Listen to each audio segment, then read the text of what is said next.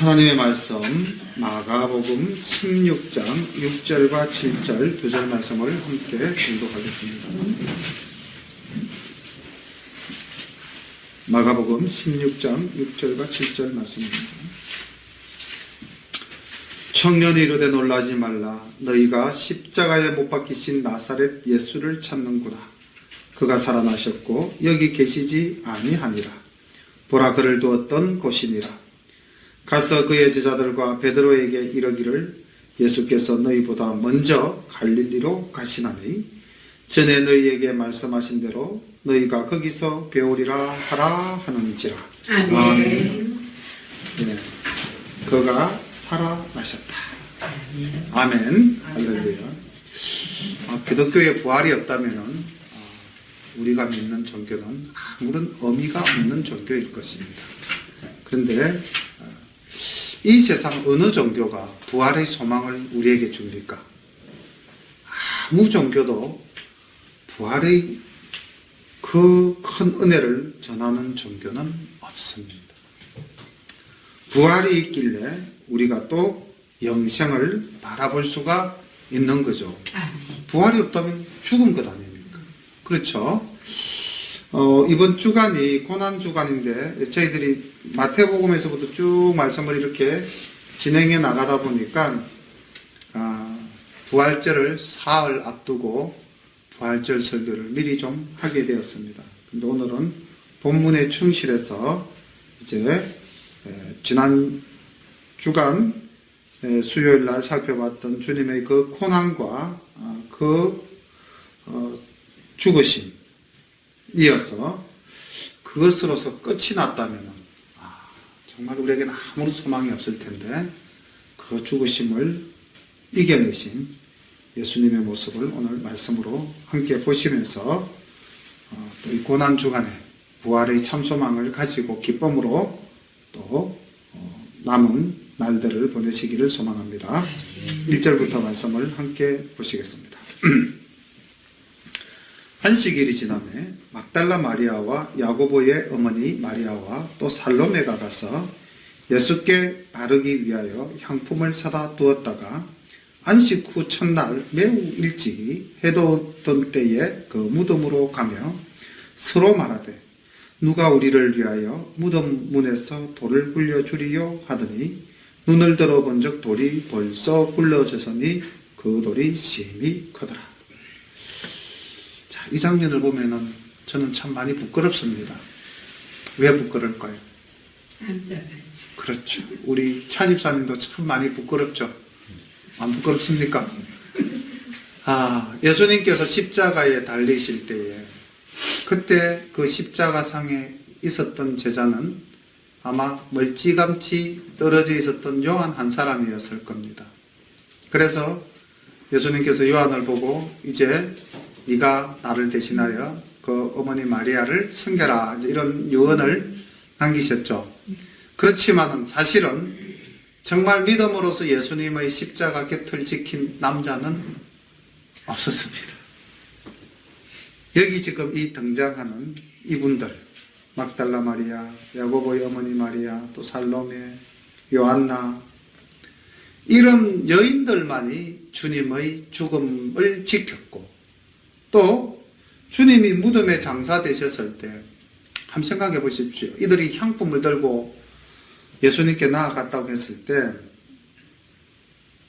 그게 걸리면 어떻게 될까요? 들키면. 그리고 그 무덤 앞에는 지금 누가 있습니까? 로마 군병들이 지키고 있죠. 그럼 이 사람들이 갈 때 어떤 고난과 능력을 당할지 모르지 않습니까?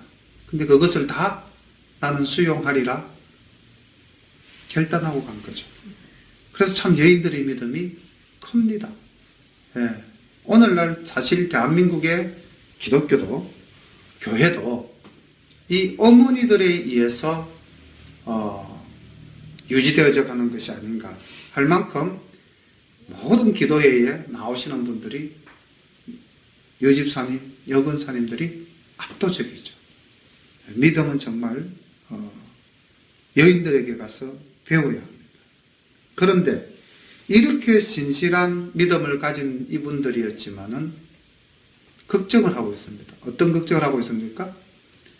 그 무덤을 가로막은 그 큰 돌무덤, 어떻게 생각하시면 되냐면, 지난번에 한번 마태복음 할 때 제가 영상으로 다 이렇게 보여드렸는데, 무덤 문이 맷돌이라고 생각하시면 됩니다. 맷돌처럼 이렇게 동그란 돌을 이제 가지고 굴리굴리 이렇게 막는데, 그럼 이제 뭐 힘센 장정들이나 뭐 이런 또 동물들을 이용한다면 그 무덤의 문을 열 수는 있겠죠, 그죠? 근데 이 여자 3명이 가면서 걱정 아닌 걱정을 합니다. 누가 우리를 위하여 그 무덤 문을 열어줄까? 무덤 문을 열어줘야만 들어가서 시신에 이제 향품을 바르고 장사의 절차를 밟을 수가 있는데, 저는 이 장면을 보면서 그런 생각들을 한번 해보았습니다. 4절에 보니까 돌이 벌써 굴러져 있죠. 그리고 그 돌이 심히 컸다라는 말은 여인들로서는 굴릴 수가 없는 돌이었다라는 것을 분명하게 이야기해 줍니다. 그들은 예수님의 향품을 바르기 위해서 목숨을 걸고 갔지만, 그러나 그들에게는 현실적인 문제에 대해서는 여전히 고민하고 있었다는 겁니다. 이게 이제 오늘날 우리 많이 안 닮았습니까? 오늘날 우리가 예배와 기도회와 온갖 정말 열정적인 신앙을 가지고 우리가 살고 있지만은 현실적인 문제에 딱 부딪혀 버리면 어떻게 됩니까? 그냥 그 문제에 빠져서 그 문제에 대한 고민을 하기 시작하는 거예요. 그때는 믿음이 없어지는 거예요. 지금 이 여인들도 그렇지 않습니까? 그런데 보십시오. 어떻게 되어 있습니까? 문제가 해결되어 있습니까? 아니면 계속해서 고민하게끔 하고 있습니까? 해결되어져 있죠? 자, 그렇다면 오늘날 우리가 살아가면서 어떻게 해야 되겠습니까? 정말 우리가 이렇게 열정적으로 하나님께 나와서 예배드리고 이 믿음을 가지고 있는데, 자, 내일 당장 내가 1,000만 원 빚을 갚아야 된다. 자, 이런 현실적인 고민이 탁 닥쳤다고 가정할 때, 우리는 이 시간 이 자리에서 예배를 드리지만은 그 현실적인 문제로 인하여 이 여인들처럼 그 문제로 고민하고 있겠죠. 근데 우리가 조금만 더 믿음을 가진다면 어떻게 될까요? 하나님께서 그 문제를 틀림없이 해결해 주실 거야. 이 믿음을 우리가 이제 가지고 산다면은 아마 우리의 삶이 더욱더 하나님 보시기에 아름다운 삶이 되지 않겠나, 그런 생각을 해봅니다. 현실적인 문제 주님이 해결해 주실 줄로 믿습니까? 네. 5절 봅니다. 무덤에 들어가서 흰옷을 입은 한 청년이 우편에 앉은 것을 보고 놀라매 청년이 이르되 놀라지 말라. 너희가 십자가에 못 박히신 나사렛 예수를 찾는구나. 그가 살아나셨고 여기 계시지 아니하니라. 보라, 그를 두었던 곳이니라. 자, 그가 살아나셨고 주님 사셨습니다. 악한 사탄 마귀가 사망이라는 권세를 쥐고 오늘도 우리를 위협합니다. 다 죽음을 두려워하죠.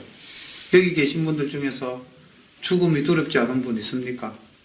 예, 믿음이 정말 신실하시면 우리는 죽음은 두렵지 않다, 그런 생각을 하실 수 있습니다. 왜? 하나님이 나와 함께 하시니까. 또 나의 이 육신의 죽음은 곧 아버지의 품에 안기는 새로운 낙원으로 가는 하나의 계단이니까 능히 우리는 올라설 수 있다고 생각합니다. 그런데 세상에 많은 사람들은 죽음을 두려워하죠. 왜? 죽음은 엔딩, 끝이라고 생각하기 때문에. 그러나 우리는 죽음이 엔딩이 아닙니다. 새로운 시작입니다. 스타트, 출발점이죠. 그래서 우리는 소망을 가지고 살아가는 겁니다. 여기서 주님이 살아나셨다. 이 살아나셨다는 것은 소생입니까? 부활입니까? 부활입니다. 우리가 성경에서 보면 소생이 나타나면 소생. 죽었던 사람이 다시 살아난다. 소생했다. 우리 그런 말 쓰죠. 그죠? 성경에는 소생의 사건이 여러 개가 있죠. 그죠?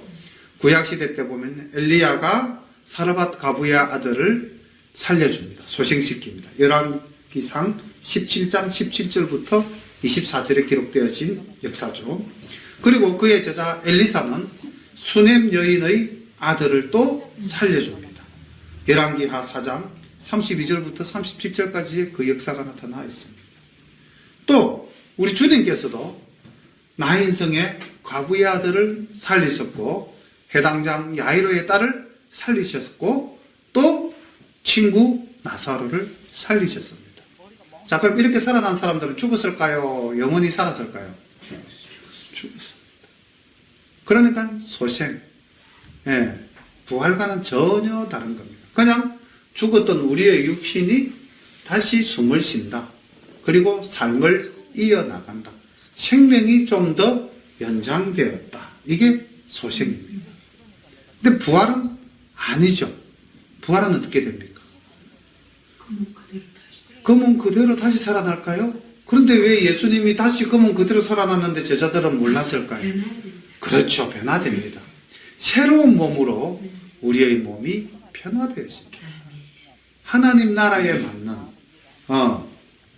그래서 고린도전서 15장 42절에 보니까 사도 바울은 부활에 대해서 이렇게 전가하고 있습니다. 고린도전서 15장 42절부터 44절까지의 말씀을 보니까 죽은 자의 부활도 이와 같으니 썩을 것으로 심고 썩지 아니할 것으로 다시 살며. 자, 우리가 씨앗을 한번 잘 생각해 보십시오. 땅에 심는 것은 썩는 것, 씨앗이라는 형태를 심었습니다. 근데 그 씨앗이 다시 살아나서 싹이 날 때는 그 씨앗의 형태입니까? 다른 형태입니까? 자, 이렇게 연상하시면 훨씬 더 이해가 쉽죠? 우리의 몸은 썩을 것으로서 죽지만은 우리가 다시 살아날 때는 이 썩을 이 몸으로 다시 살아나는 것이 아니라는 겁니다.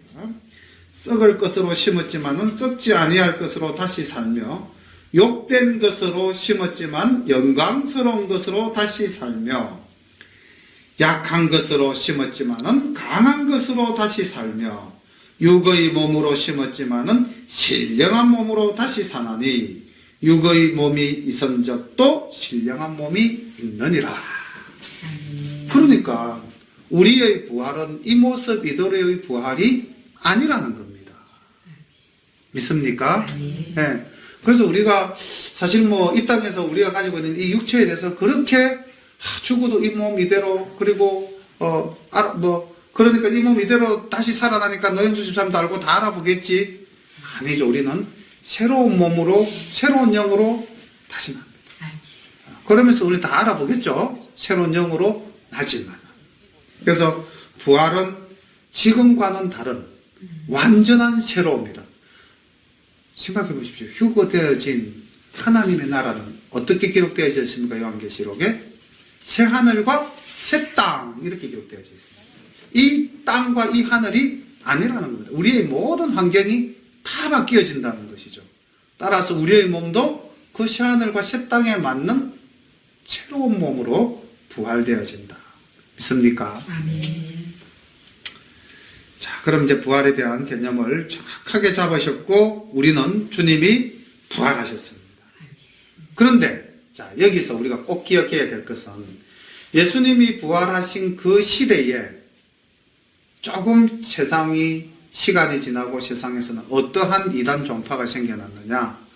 우리가 요한 1, 2, 3서나 베드로 전후서나 이렇게 보면은 영지주의자들이 나타납니다.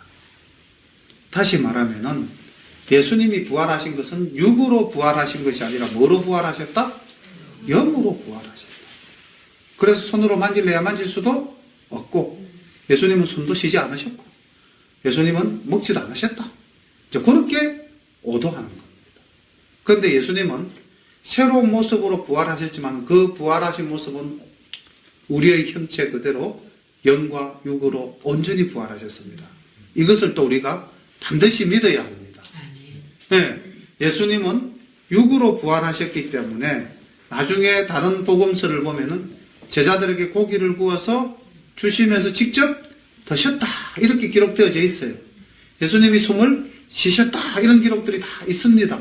그것은 영지주의자들이 예수님께서 영으로 부활하셨다라는 것을 깨우쳐 주기 위해서 분명한 역사적 사실로 나타내 보이신 말씀이라는 것입니다. 우리도 예수님이 부활하셨는데 그 부활하신 모습은 지난날 육신의 모습은 아니지만 새로운 영과 새로운 육으로 부활하셨다.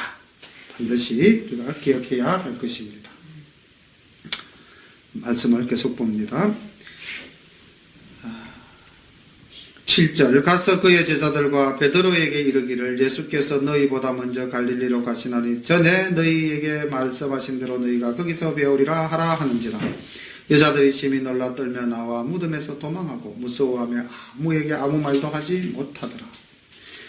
예수께서 안식 후 첫날 이른 아침에 살아나신 후 전에 7 귀신을 쫓아내어 주신 막달라 마리아에게 먼저 보이시니 마리아가 가서 예수와 함께 하던 사람들의 슬퍼하며 울고 있는 중에 이 일을 고하며 그들은 예수의 살아셨다는 것과 마리아에게 보이셨다는 것을 듣고도 믿지 아니하니라.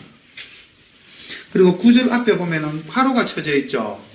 이 말씀은 이제 후대에 기록되어졌다. 이렇게 이해를 하시면 되겠습니다. 그러니까 마가복음 원본에는 이 말씀이 있었다 없었다? 없었다. 그런데 후대의 성경을 기록하는 분이 다른 문수에 보니까 이 말씀이 있더라.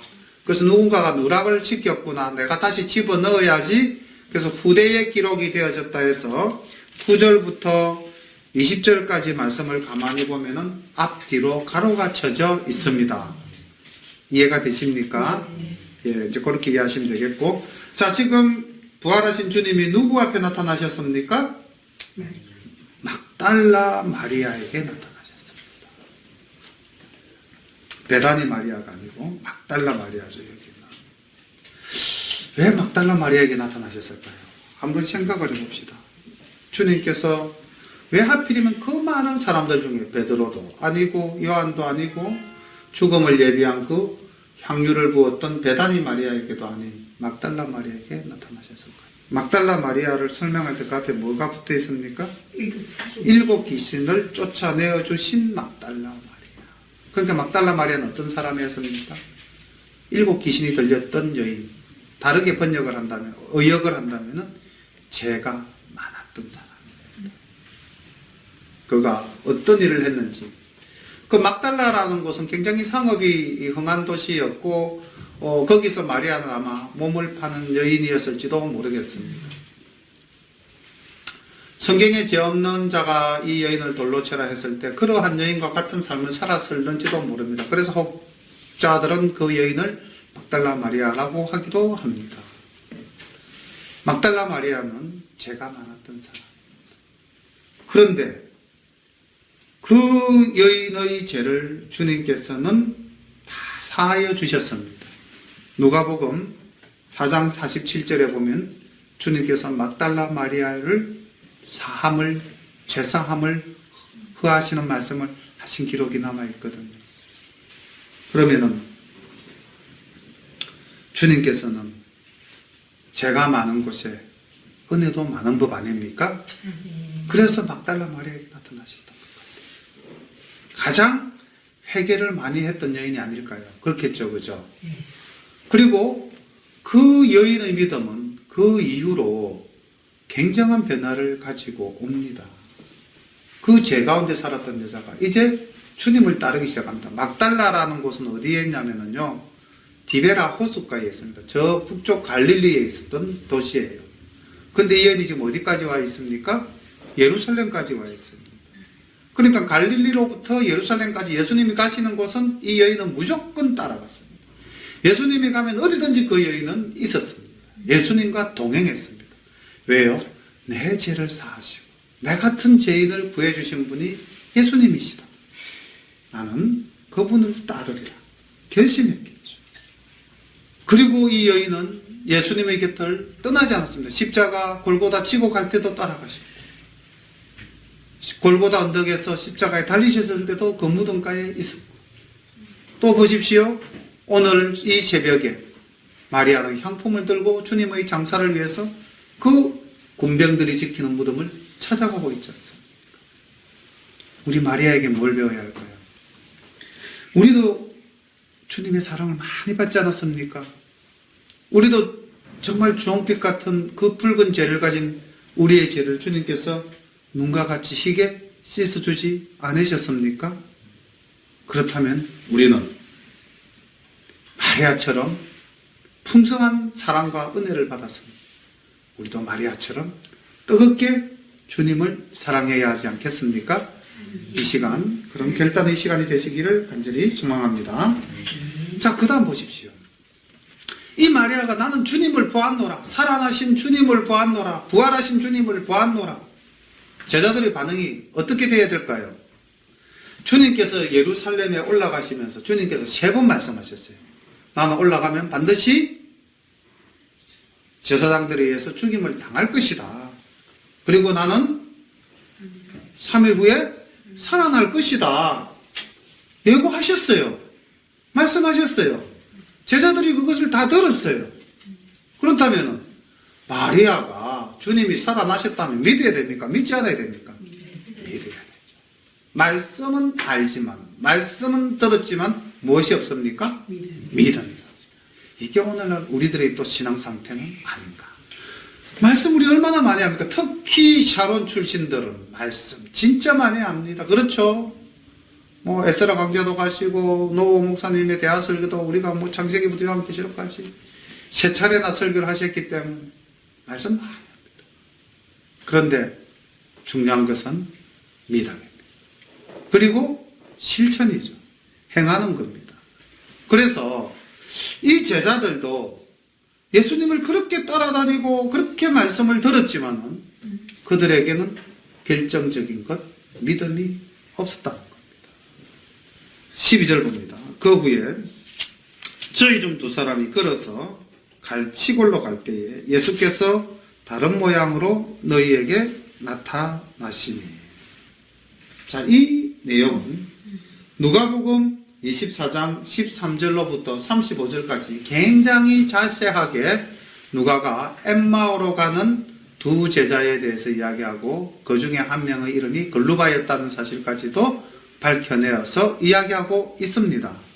문제는 그들에게 나타나셨을 때 제자들과 동행했습니다. 예루살렘에서 엠마오로 가는 그 길을 주님이 같이 걸으셨어요. 그런데 그들이 예수님을 알아봤습니까? 못 알아봤습니까? 네. 그런데 나중에 그들이 주님을 만나서 대화하고 말씀을 풀어줄 때에 그때 비로소 부활하신 주님을 영접합니다. 그리고 그들의 마음이 뜨거워서 다시 예루살렘으로 돌아옵니다. 그리고 다시 11제자에게 가서 이야기합니다. 우리가 예수님을 만난다. 근데 이 제자들 12제자 중에 2제자는 아니고 70인 제자 중에 아마 2제자였던 거죠. 그 11제자가 믿습니까? 안 믿습니까? 안 믿습니다. 보십시오. 13절. 2사람이 가서 남은 제자들에게 고하였으되 역시 믿지 아니하니라. 시리에 빠져서 엠마로 내려가던 그 2사람은 주님을 만나고 새 소망을 가졌지만은 주님을 보지 못한 자는 여전히 주님의 죽음에 대해서 절망하고 믿지 않는 상태에 있다는 것입니다. 우리의 믿음은 어떤 믿음입니까? 바울은 고린도후서 13장 5절에서 우리에게 이렇게 우리의 믿음에 대해서 한번 돌아보는 말씀을 주고 있습니다. 한번 찾아서 읽어볼까요? 고린도후서 13장 5절.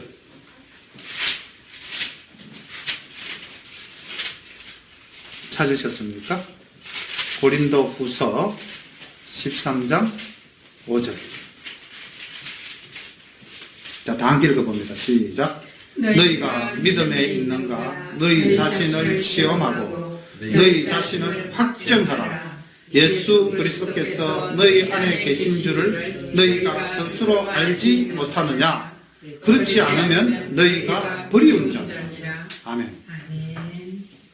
우리가 우리 속에 거하시는 주님을 고백할 때에 우리의 믿음이 있는 것입니다. 그리스도가 내 안에 계신다고 한다면 우리의 양심은 살아있어야 됩니다. 그리스도가 내 안에 있는데 내 양심이 죽어 있다. 바로 버리운 자가 되는 겁니다. 그래서 우리는 항상 선한 양심을 가지고 사랑으로 충만해야 되는 것입니다. 제자들은 믿음이 없었습니다. 그들이 온전한 믿음을 가질 때는 언제였느냐? 부활하신 주님을 만났습니다. 베드로도 갈릴리에서 주님을 만나서 고백할 때에 그가 담대한 사람으로 이제 변화되지 않습니까? 우리가 주님을 믿음으로 고백할 때에 주님께서는 또 놀라운 선물을 우리에게 주십니다. 어떤 선물일까요? 주님이 성천하신 후 49일 후에 오순절날 마가의 다락방에 성령님이 임재하시죠. 새로운 하나님의 역사하심이 우리에게 임하십니다. 우리가 우리 마음속에 주님을 모시고 주님과 함께 동행한다면 성령님께서 우리에게 임재하실 것이고, 성령님이 우리에게 임재하시면 우리는 놀라운 일들을 해낼 수가 있습니다. 14절부터 봅니다. 그 후에 11 제자가 음식 먹을 때에 예수께서 저희에게 나타나사 저희의 믿음 없는 것과 마음이 완악한 것을 꾸짖으시니, 이는 자기의 살아난 것을 본 자들의 말을 믿지 아니함일러라. 자, 우리는 바울의 그 말씀을 바탕으로 우리 속에 주님이 계시는 것을 확정하였으니까 주님으로부터 꾸지럼을 받지는 않겠죠. 믿음 없는 것과 마음이 완악한 것을 꾸짖으셨는데 우리에게는 이런 꾸짖음이 없을 줄로 믿습니다. 또 가라사대 너희는 온 천하에 다니며 만민에게 복음을 전파하라. 믿고 세례를 받는 사람은 구원을 얻을 것이요 믿지 않는 사람은 정죄를 받으리라. 믿는 자들에게는 이런 표적이 따르리니 곧 저희가 내 이름으로 귀신을 쫓아내며 새 방언을 말하며 뱀을 집으며 무슨 독을 마실지라도 해를 받지 아니하며 병든 사람에게 손을 얹은즉 나으리라 하시더라. 자, 이제 제자들에게 주님께서는 엄히 꾸짖으시고 그 다음 우리에게 사명을 주십니다. 이제 꾸짖음을 받은 제자들은 주님 앞에 또 뭐 했겠습니까? 회개했겠죠. 주님께 다시 또 주님의 뜻대로 살겠노라 결단도 했겠죠. 우리도 회개와 결단은 삶의 선 속에서 항상 있어야 합니다. 예, 끊어지면 안 돼요. 왜? 우리는 나약한 육신을 가진 존재이기 때문에 언제든지 죄를 치울 수밖에 없는 존재지 않습니까? 그래서 주님의 책망을 받으면 우리는 또 회개하고 나서 결단하고, 결단하면 세임을 얻고, 세임을 얻으면은 뭐 해야 되느냐? 복음을 전파해야 됩니다. 복음을 전파하는 것이 우리 교회가 해야 할 일이고 우리 성도가 해야 할 일입니다. 그래서 우리는 이제 열심을 내야 합니다. 우리 열린교회도 이제는 어느 정도 틀이 안정되어지지 않았는가? 예, 제 생각에 한 5월 달쯤 되면은 교회의 기본 틀이 완전히 잡힐 것이라고 생각을 합니다. 이제 우리가 이 부활절 지나면서 정말 주님 살아나셨고 이 기쁜 소식을 전할 수 있는 준비를 하나씩 하나씩 갖추어 나가야 할 것입니다. 예. 그래서 디모데후서 4장 1절을 보면은 바울은 디모데에게 이렇게 가르치고 있습니다. 이제 사역하는 디모데에게 하나님 앞과 산자와 죽은 자를 심판하실 그리스도 예수 앞에서 그의 나타나실 것과 그의 나라를 두고 엄히 명하노니 너는 말씀을 전파하라. 때를 얻든지 못 얻든지 항상 힘써라. 범사에 오래 참음과 가르침으로 경책하며 경계하며 권하라. 때가 이르리니 사람이 바른 교훈을 받지 아니하며 귀가 가리워서 자기의 사욕을 쫓을 서성을 많이 두고 또 그 귀를 진리에서 돌이켜 허탄한 이야기를 쫓으리라. 오늘날 이 시대를 정확하게 내다보고 말씀하셨습니다. 사람들은요, 자기에게 이익이 되는 것을 쫓아갑니다.